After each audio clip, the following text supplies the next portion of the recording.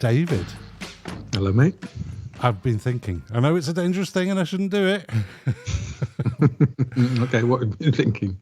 A lot of the podcasts, say with COVID origin, we're looking at if and why people are not telling the truth. And behind it all, you sort of think, well, is it money? Is it politics? And then there's also another side, which is the belief that you're either left wing or you're right wing. And I think you have professed to being of the left.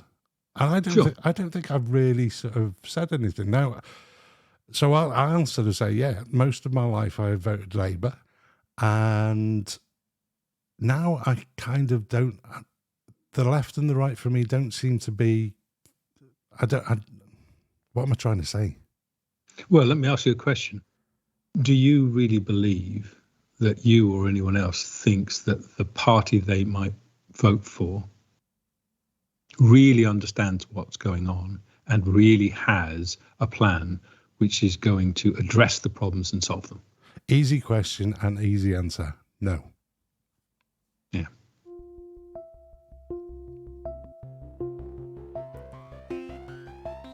Thanks for joining us. My name's Ian Stroud. And my name is David Malone, and this is Hyperland.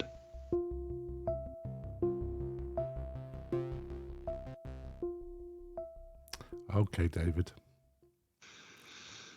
Well, I agree with you about left and right. I think, I can't help but think that we're still using left and right, and we have parties of the left and parties of the right. Yeah. And while the left and the right are different ideologies, I can't help but think that that political spectrum from left to right is something that we inherited from the turn of the 19th century into the 20th, when the Labour movements really got going as a political movement. Yeah. When you had a Labour Party which was concerned with the power of and the benefit of Labour, and then you had the right-wing party which was on behalf of and looking out for the interests of capital, and that made sense. And I think that was largely the way the world worked. And I'm not saying that there isn't a left and right. Of course there is.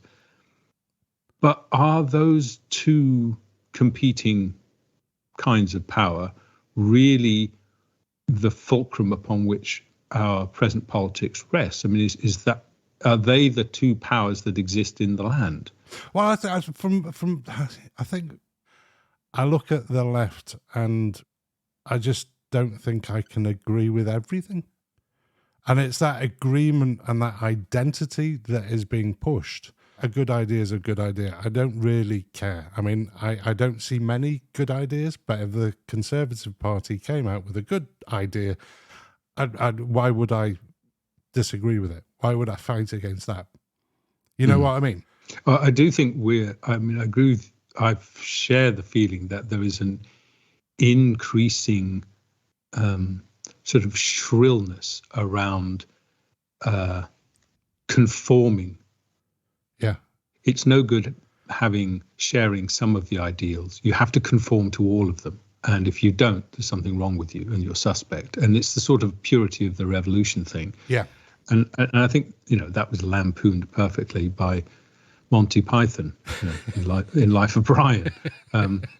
Funnily enough, it's gotten worse since they lampooned it. But I increasingly think that trying to analyze things in terms of left and right doesn't allow you to understand what's going on in our present politics. I think it's using a vocabulary and a sort of a philosophical framework which is over 100 years old. But also then there's in terms of vocabulary, there's invention of new words that come out that I think alienates people. Well, yeah, okay, that's certainly true.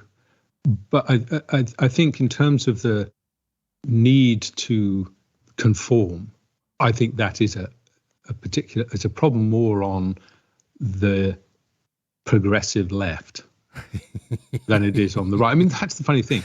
The right has always been very sort of open-minded about, are you right wing? Yeah. if you say, yeah, I'm sort of right wing, oh, you're in, mate. Whereas the left, it is the Monty Python. Yeah, well, do you believe this? Do you believe that? Yeah. Mm-hmm. What about this? And if the answer to the last one is no, oh, well, then you're not good enough. Yeah. You're not pure enough for us. And I can sort of understand it, because often to become left wing, lots of people who are left wing have gone on a personal journey of sort of what they feel is a discovery. That the way their parents told them the world worked, they get, they go on a voyage of discovery. It's quite painful, because they have to leave behind things that they were told were true, and they discover they're not. And so there's this sense of, if I went on this difficult personal journey of discovery, you have to have done the same. Otherwise, you're not really one of us. And it's always weak at the left, because you get this constant splitting of the left into we're the People's Liberation Front of Judea. Well, we're the Judean People's Liberation Front. And you never get that on the right, do you? I mean, the right's just some big sort of shambly, hairy creature that it doesn't it doesn't even all have to work together. It just sort of vaguely rolls along over the top of all opposition. I mean, you've spoken in the past about why people find it so hard to sort of separate one item and sort of say, well, I disagree with that. And you spoke about the whole structure of their ideology collapsing. Yeah, well, I do think that the collateral damage theory of why people hang on to things and why they're reluctant to change, it's the one that works best for me. That I'm willing to change my mind about something as long as I think changing my mind about this isn't going to knock over any other of the dominoes of my worldview. Yeah. Whereas if you say this is wrong, and I can then think about it and go, yeah, but if I accept that, then that falls over, and that falls over, and that falls over, and then even if I present you with the evidence that it must be right, the damage that it's going to do, the amount of psychological destruction it's going to wreck is so great that you just go, no, I'm not going to do that. And I do think that's got to be at least part of why people. Okay. But I mean, well, I was going to say we're talking about the left and the right, but I think we both agree that politics generally isn't working. It's no. I mean, there's I've got another question for you. Yeah. Okay. Do you think? No. Yeah. Sorry, go. Do you think that if Labour win, that Keir Starmer is going to be able to do all the things he said he's going to do? Oh God, you're a nasty man. Sorry. I mean, I don't think Labour will win. I think the Tories will lose. Yeah. Yes. Yes. I actually was paid up member of Labour for a few years. I know I feel let down. I'm sad to say. Yeah, well, I'm not surprised. I mean, and to be honest with you, mate, I've looked and I can't see anything anywhere else that I can truly put my heart behind. Yeah, well, see, that I think is very interesting, because I think it's a different political world when people vote positively for something they really believe in. They think this is the way forward. This, if you believe that your party understands, and that because they understand, they've got a plan which will address the real problems. That's a different political world from when you say what you just said. I don't really see a solution anywhere, but when I line them up, they line up in so distasteful I can't possibly ever vote for them. I couldn't make my hand put the tick in the box through to I don't believe this will work, but it's better than all the alternatives. Yeah. And I think that's the political world we're in at the moment. And that's a very fragile world, because if you don't understand the difference, if you haven't thought about the difference, you've never asked anyone whether they're voting positively or because they believe, or voting negatively because it's just the least awful. Or voting because it's my identity. That's my background, like you were sort of saying, my parents, everything. Yeah. To the outside, if you didn't know that difference, if you hadn't clocked the difference in why people are voting, you would say, well, this party won back in 1945 and they're winning now. Yeah. See what I mean? You might think that it looked the same. Whereas I think it's completely different. It's incredibly fragile. So I genuinely believe we're coming to a point where the old political settlement and the old political understanding, I think left and right are both exhausted. Yeah. I don't think either of those parties or any of the small ones in between. Okay. Yeah. One of which I'm a member of, the Green Party. I was just about to say that is one party I kind of have in the past looked at seriously at putting the tick next to. Yeah. Well, I sort of want to stay away from it because I don't want anyone to think I'm trying to say, oh, yes, vote for this party. I don't want you to. I mean, I ran for leadership of the Green Party. And you did very well. Yeah. Well, you say, well, I came second. But it was a very, very different second. But because the Green Party suffers from what a lot of small parties do, which is there's only one name which people recognise in the Green Party, Caroline Lucas. And so if you weren't paying attention, you'd go, who are all these Herberts? They're just a list of names that could be from the local PTA or people at my bus stop, but I know Caroline. So quite naturally, most people voted for her. Yeah. And also it was a joint leadership as well. And also Caroline proved herself to be a very good MP. She is. Yeah. Why wouldn't you vote for her? I mean, I stood against her because I had reasons for thinking that there were very serious things that neither she nor any of the other people in the party were paying attention to, namely finance, global finance and the economy. I do have long-standing ties to the Green Party, and I still am a paid-up member, but only just. And it's simply because I do think there needs to be an environmental party. I'm just not sure the one we've got is the one I would want.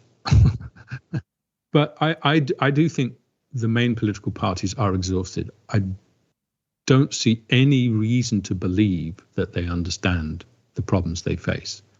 Because I think if they did understand them, both parties have had the better part of 30 years, well, certainly 30 since global finance became properly global, to look at the new problems which face every nation, including ours, understand them and do something about them. And if after 30 years they haven't even made a start, they haven't even said a single thing which sounded like insight, then I don't think that they know what's going on, but they're just waiting for a better moment to reveal it to us. I think they don't know. I don't think they've got a clue. Okay, so what's the answer? Well, I mean, I think what's going on is that the relevant political way of looking at things is no longer left or right, but is global and, for lack of a better word, national. Ooh, and national? Well, in other words, not global. You call it national, you could call it local. Oh, right, okay. I'm choosing national just because it flags up a lot of the things which people find worrisome. Yes. So I'm doing which is why I was flagging it up. Yeah, exactly. But I mean, I think you can see that that's the important political spectrum. Yeah.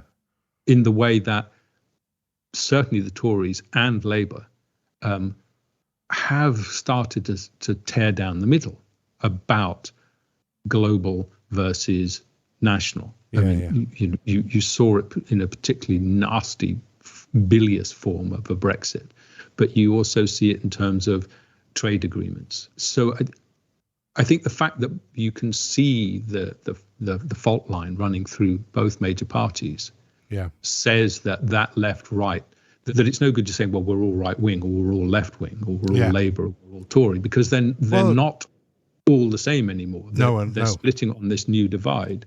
I had a conversation while I was away, and it's why I thought, well, maybe this is the time to talk about it. I just was chatting to a couple, Spanish couple, and without me asking, this was unsolicited.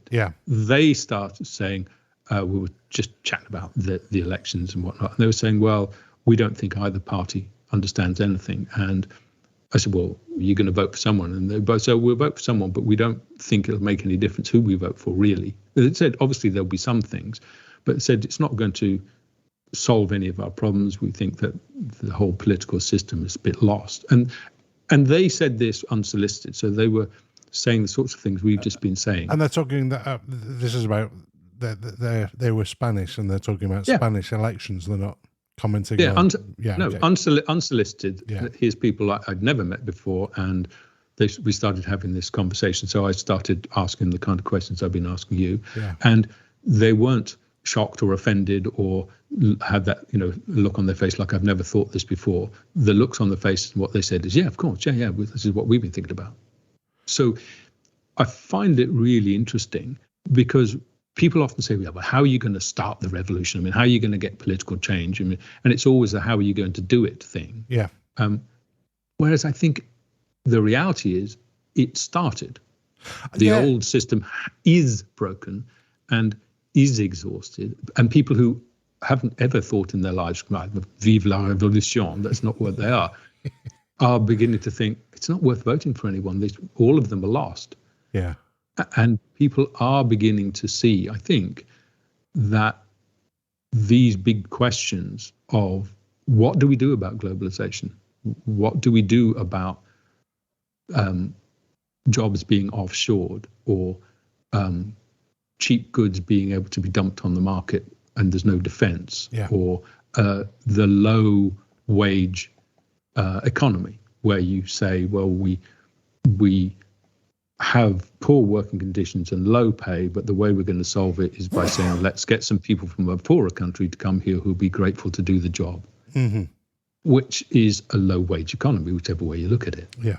I think the political change is happening. What's not happening yet is our ability to generate a discussion about it using a vocabulary that's capable of describing what is actually already going on. I think maybe we are now at the place where you can say, well, could we have a new political party? If no one's interested, if you, Ian, are thinking, I don't know who the hell to vote for, none of them, I don't believe any of them are going to do anything. Is now, because, I've thought about, it's a question I've asked people for donkey's years, and everyone always says quite rightly, well, how do you do it? It never works. It won't happen. It did happen with UKIP. They came out of nowhere suddenly. You may not. I'm not saying you have. I'm not advancing UKIP as, and isn't that a wonderful thing? Oh no. But the principle. It's more just you can happen. A political party. I've kind of lain in bed at night thinking about ideas, and the only option I can see is people running independently and under an umbrella where they don't all have to agree on the principles of everything apart from the want for better things, for change, for good. Yeah. I mean, don't you think it's interesting that at this particular moment, as Labour says to itself, oh, we might be able to win this next election, that there is now this concerted centralising of power that it's not for the first time, but it's really marked now. The central party is dictating who the candidate in any place can be. So they're severing that link between the person you vote for and the place you live. Yeah. And they're just saying, no, it's much more like it is in most European countries, because there's another thing that came up with the Spanish, funnily enough, and they were, they had strong views on Brexit, as you might imagine. Yeah. But then they surprised me when they started saying, yes, but in many ways, England's more democratic than Europe. And I have to say that completely took me by surprise. So I did a double take and said, what? explain that to me. It's the first time I've ever been accused of living in a country that's more democratic than somewhere else. Yeah. And they said, well, in most European countries, like Spain, the party, you vote for a party, and then the party has a list of its people, and it just assigns whichever person it wants to be your representative. Yeah. And they said, we like your version where there's some kind of connection between your MP and where you live. Yeah. And I think it's interesting that Labour is at this moment trying to sever that link. Yeah. So you're getting more of a look. It's not about representing you. It's about being on message with the central party's list of things which you must agree to. Yeah. So at the risk of sounding silly, I'm going to suggest to you a new political party. A one party or I've got a name. Okay, go on then. You have been thinking about this. I've been thinking about this for years, mate. So, David. I know. It makes me an object of ridicule, but I don't care. I've I'm reached not that age where I think, go ahead, laugh. What do I care? I'll be dead soon. Yeah. If I was 20, I might think, oh, this is not going to go down well. I'm never going to get a girlfriend if people are laughing at me. I don't care. So laugh away. I'm laughing with you, mate. I'm laughing with you. So I thought, okay, you've got to have, if you can't have a name for your party, which helps people in a word or two words to understand or get some strong feeling of what it is, you're not going to get anywhere. If it's the we like small furry animals, we want to be kind to be everyone party, it's not going to work. Well, I was thinking more along the lines of the Monster Raving Loony Party, but okay, but in a certain way, that name does tell you a lot of what you need to know. But the name for my party is the Home Party. Okay, all right. That's sending me slight messages of mixed messages. Yeah, that's what I like about it. Oh, okay, right, okay. The basic idea, apart from the fact that it's a single word, home. I'm going to vote home. Well, it's comfort. It raises comfort and security and safety and yes. love and warmth. So it's already good from that advertising point of view. And the other side of it is we don't care about anyone else who doesn't live in our home. That's the negative and part. We're locking the door and you're not coming in. Yeah. So I think, like all political parties, Labour, so you just care about Labour, and anyone who's got money, you're going to tax them to death. So there's always a give and a take in a name. What I think the Home Party is about is saying we have to stop treating our houses as property. We have to start treating them as our home. Yeah. We have to treat our country as not just a place to do business, but as our home. And we have to treat our planet as not just a big ball of resources to be exploited, but as our home.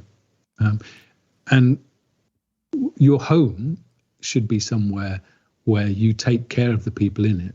Yes, I do. Yeah. I don't know about your home, but I like my home to be a welcoming place, and I like to invite people to my home. I have, and when they come to my home, I want to feel that they have enjoyed being here, and that they felt that I cared enough about them that I wanted them to be comfortable. I've had 5 years of restoring this property, and I've had all kinds of people, and some of the stories I've heard when I just get some biscuits and a cup of tea out, and one guy turns around, oh God, we were working for this posh woman down the street, and it was baking hot, and we were really thirsty. And she said, yeah, you can use the outside tap. Yeah, okay. But then you also you have the ability in your home to lock a door. You have the ability to invite people in. Exactly. And when you invite someone in, you want to treat them well. But you also expect when someone's a visitor to your home that they should respect the fact that it's your home.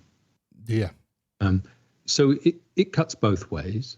I don't think you need to see your home as a fortress that you lock people out of. No. You can do if you want, but that's not how I see a home. But a home has all those connotations of something that your job is to look after it. Yeah.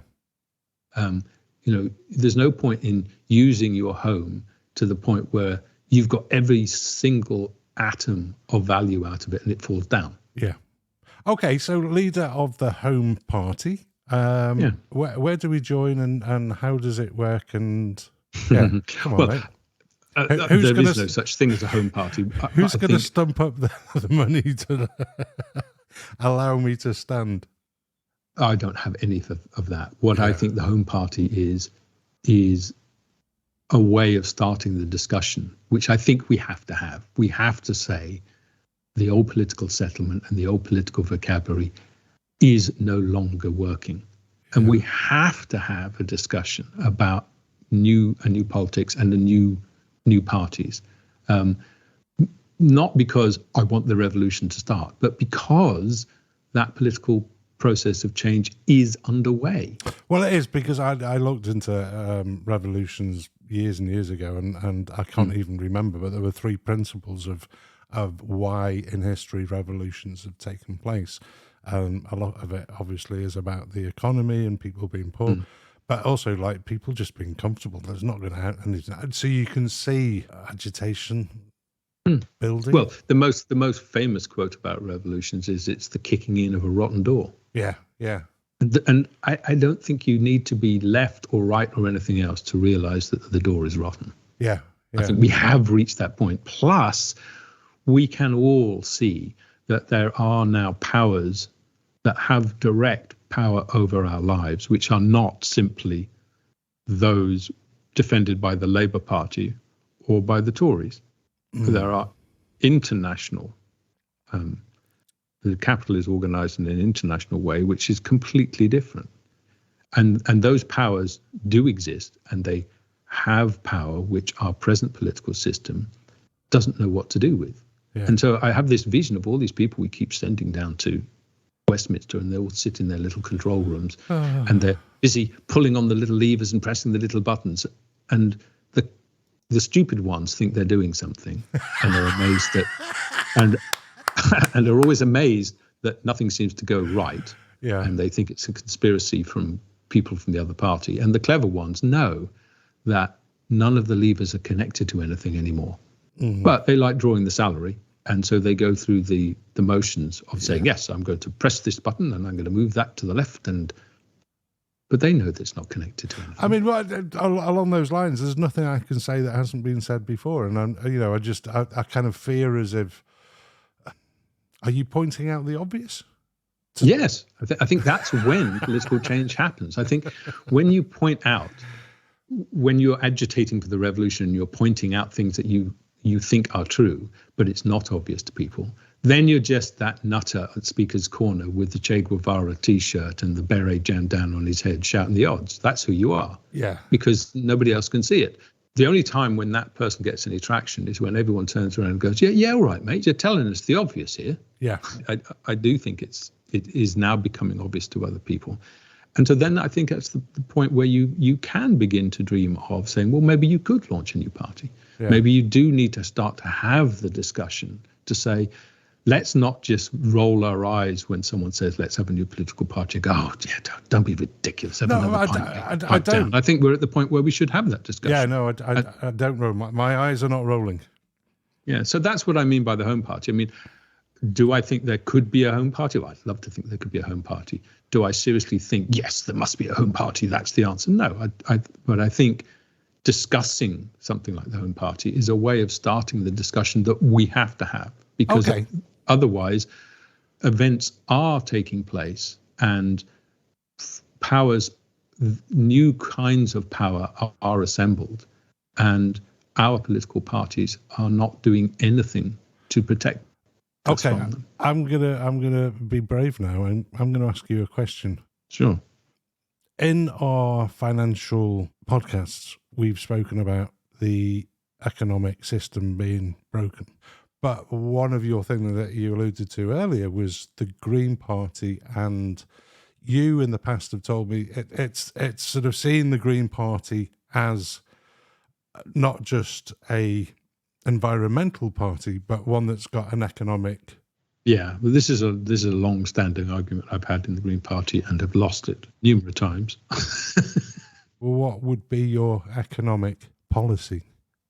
Well, okay, I can do that in a certain way, but before I just want to take a step back, because I do think before you can get to that level of discussion, you do need to bring people on so that they're willing to have that discussion. Oh no, otherwise, I'm on. So, I know you are, mate, but I think a lot of other people aren't yet. And so I would want to ask a question of people and say, look, okay, we had an NHS and it worked. Yeah. And for, well, I can go back 30, probably 40 years of international studies that were done. Yeah.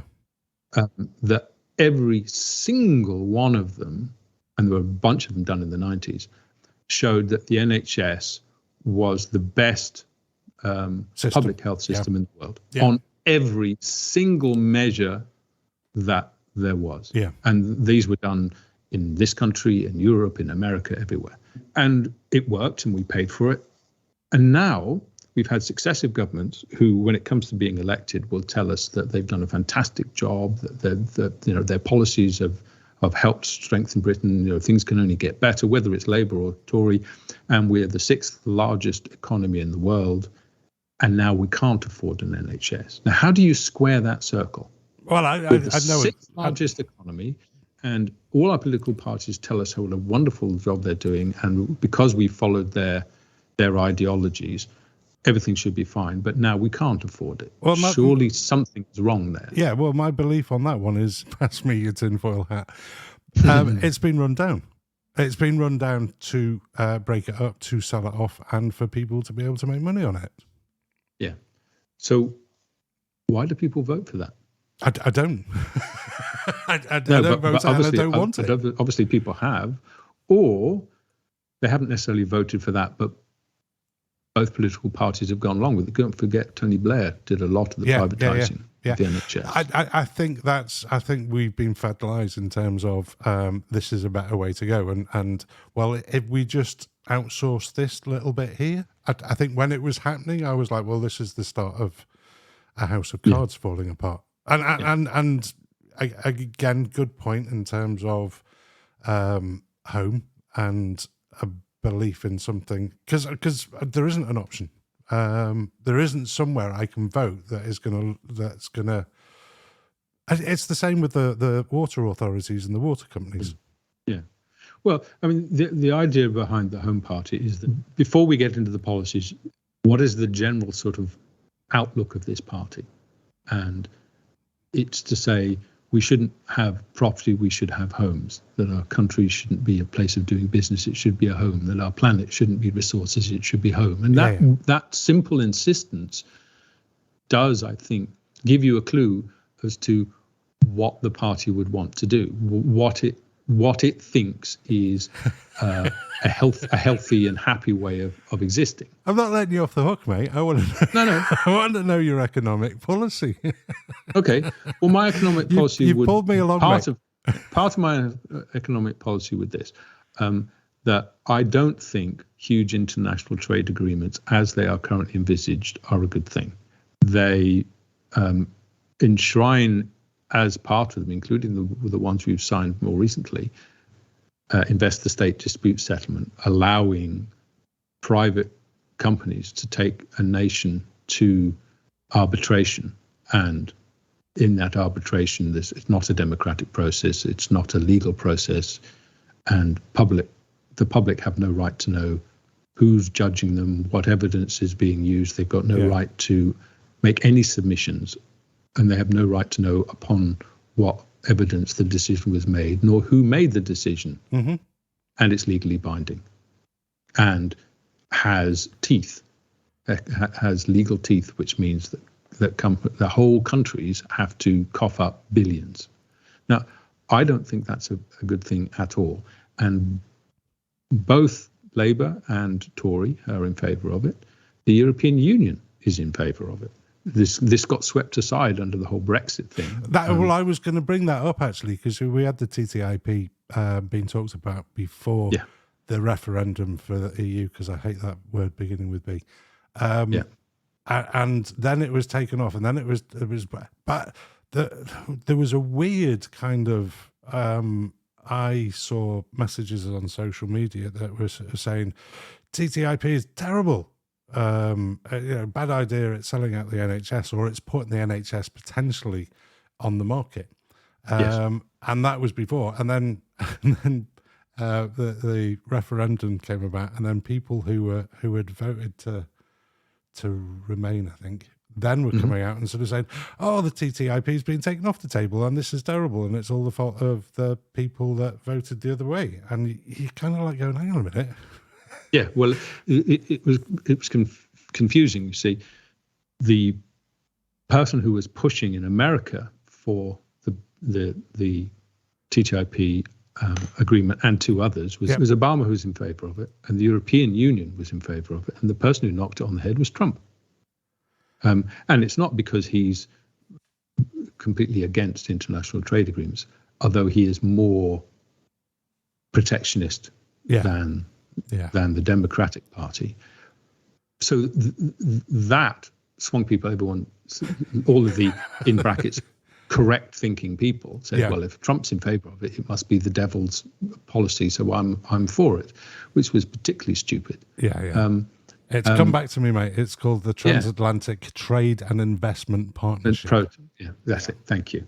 And I was deeply involved in that, making submissions to the Commons and the Lords, and I did a whole series of public lectures up and down the country. I used all the proceeds from the debt generation to do that with my colleague Mark Tanner, and that is one of the things which, if you want to be a party that's going to do anything really radical, and by radical I mean just getting to the root of the problem, that's what the word radical means. You know, if you've got a garden full of weeds, there's no good pulling off the leaves. No, you've got to dig out the roots. That's what radical means. It means the problems are down at the root level. You've got to dig those things out. That's what a radical party is. And the argument I made to the Green Party and lost was, I said, lots of things in your manifesto which are wonderful sounding, you won't be able to do any of them. And either you don't know that you can't do these things, in which case no one should vote for you because you don't know what we're talking about, or you do know, but you're not being very truthful to your electorate, in which case no one should vote for you. Okay. This didn't go down well, as you can imagine. And I didn't want the Green Party to be the same kind, and I don't think they need to be. But if you want to be a properly radical party, there are some radical things you've got to do, and you can do them. So there are certain international agreements we've made which we would have to repudiate. And having repudiated those, then, and I could bore you with what they are, but I'm not going to. But they've all got names, and people in the Foreign and Commonwealth Office know exactly what they are. You then can go and say, right, well, we've repudiated this agreement and that agreement, and because we've now done that, now we can repudiate upwards of 80 or 90 of these trade agreements and their investor-state dispute settlement clauses. And does that mean that we'll all die in a ditch with poo in our head, unable to get any pasta? No. That was what one of the silly things, many silly things that was said about Brexit. Was Brexit a great idea? No. Are we all now starving to death? No. So you could make those changes, and you'll have to. If a country doesn't begin to get back under control, its sovereign control, some of the levers of finance, then you won't be able to do anything. Which is why I asked you about the finance, because I think crucially that is the most critical part of. You need to be able to tax global corporations. You need to be able to regulate them. We don't really do either. You talked about taxing at source, taxing when you buy something as opposed to. It's the nuclear option, but it can be done. Yeah. Why isn't it done? Well, because what people will say is, if you tax on sales, then the company could conceivably just not have enough money to run itself, because you don't know what their internal costs are. What they should be able to make their profit, spend all the money out of the profit their revenue. They should be able to make revenue, spend out of the gross revenue all the stuff they need to pay their workforce, pay their research, pay their warehousing, pay all their suppliers, and the money that's left is the profit, and then you tax the profit, which, if companies were honest, that would be a fine system. But they're not, and the degree of their not honesty you can measure exactly in the number of accountants that they hire from the big four accountancy. Just tot up their salaries, and that's the exact pounds, shillings, and pence measurement of the company's dishonesty. And that's why, Apple, for instance, vast amounts of their profit goes to the small subsidiary. Well, it's not the subsidiary, the part of Apple which owns the Apple copyright, which all other parts of Apple have to pay immense amounts of money to for the right to use that. And guess what? It has to be incorporated in a low tax, no tax place. So then when they've paid all the things that you think they should pay for, and you look at the number, you think that's a hefty amount of profit. Yeah. Suddenly that profit largely disappears, and it disappears into this thing where they say, well, we owe this other company this amount of money. And it nearly always turns out to be nearly the amount of money you were going to tax them on. Yeah. So if they're going to continue to do that, then there is a nuclear option. But the other thing we could do is this country happens to have control over a large number, not all by any means, but a large number of the low tax, no tax havens for capital. Yeah. Well, we could shut them down. We could change the law. Of course, they would all probably then have independence parties funded by the United States would spring up. But we could begin to do that. We could say to companies, unless you pay what we think you should pay, we'll tax you on sales. And a small country couldn't possibly survive because they'd say, well, we're not going to sell you our computers. Yeah. The UK is a big enough economy that would hurt any company, really seriously hurt. So, and I'm not saying that you just do those things on day one, they will be fine. You have to do them in the right order. You have to give people the warning that you need. You can begin to deflate the runaway property bubble. Yeah. You can deflate it in a way which doesn't wreck the economy. You can begin to do it, but you have to begin to do it. But that's taking away wealth from people who don't want to give away their wealth. The only reason I pushed you into that was to see that there was behind the eyes, the excited eyes, there is actually there are cogs that are moving. Yeah, well, I mean, it's not like I can conjure up a political party or a political settlement or a political program which will be the answer to everything. I'm not that kind of politician. Yeah. All I am is someone who says I can see that the intellectual tools we're using don't fit the thing we're using them for. So it's not surprising we don't understand what's going on. That's a very dangerous position for an electorate to be in. So step one, start to try and understand the world as it is. Yeah. Using tools that describe it as it is, instead of trying to look at it cockeyed and only see in it what fits your worn-out intellectual machinery. So that's a start. And from there, you can begin to think, well, maybe there are what look like intractable problems. Maybe some of them aren't intractable. We should do away with this notion that protectionism is the work of Beelzebub. It's not. Mm-hmm. We need to be much, much more honest. And it's a topic I don't want to go into at the moment, but we do need to be more honest about the effect of large immigration on working conditions and pay. There is an actual debate to be had. There's no good people saying, oh, you can't say that. When people say, oh, you can't say that, alarm bells ring. Yeah. Of course I can say it. If I'm wrong, you can explain it to me. But if you don't even want to go to the bother of explaining it to me, I'm guessing it's because you can't.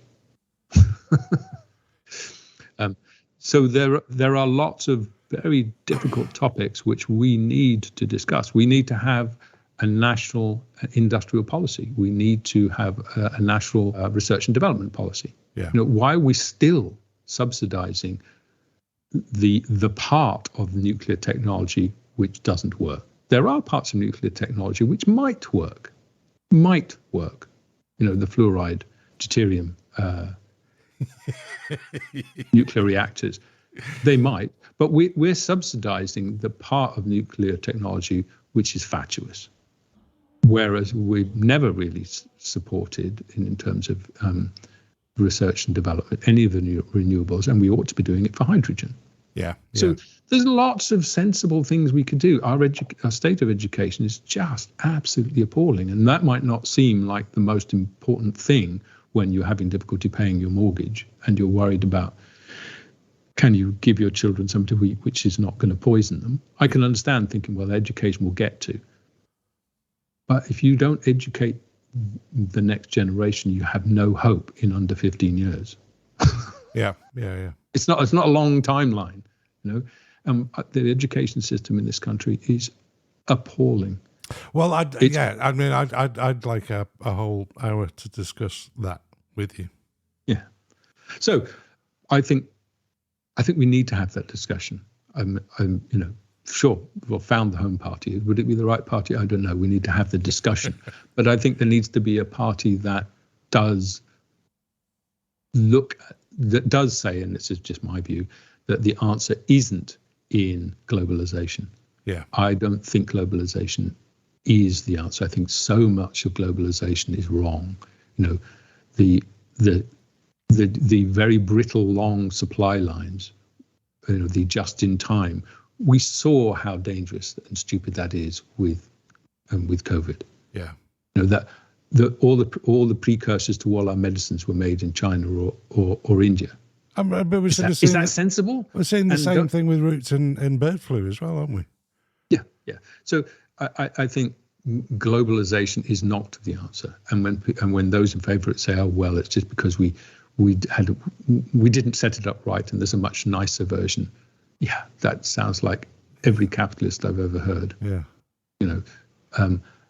Sure, show me this wonderful cuddly version, and I'll vote for it. But I haven't seen it. I haven't even heard a rumor of it. So I think we do need to say, why in this country do we have to import half of our lamb? Yeah. That we eat, while we also export half of what we grow. Yeah. Who's benefit? What sense is there in that, and who does that benefit? We have long chains of middlemen who make a fortune for moving shit that could be made here, but is made somewhere else, and then they move it here. And it's not because in this other place they've got some magical pixie dust which allows them to make it a lot better. Yeah. Generally, it's made there because working conditions are worse. People work for less money, and environmental and workplace regulations are lower. That's the main reason why things are done elsewhere. And none of those things are good, so why are we still doing it? Yeah. Why is this the way we run the world? Good point. Well made. Anyway, there you go. I could go on for years. I know you can. That's why I'm going to shut you. The ball gag's going back in, mate. Excellent. Good. Thanks for that. And yeah, we need a slogan. Well, you need a slogan. I need to sort of think about if I'm joining. Let me know. All right, mate. I will do. Cheers, mate. Thanks for listening. If you enjoyed it, please leave a review. And if you'd like to leave a comment, which would be great, we've set up a Hyperland Substack. So go to Substack, look up Hyperland, leave us a comment. We'd love to know what you think. And if you've got ideas that we should cover, that would be great too. Thanks a lot. Brilliant. Thank you.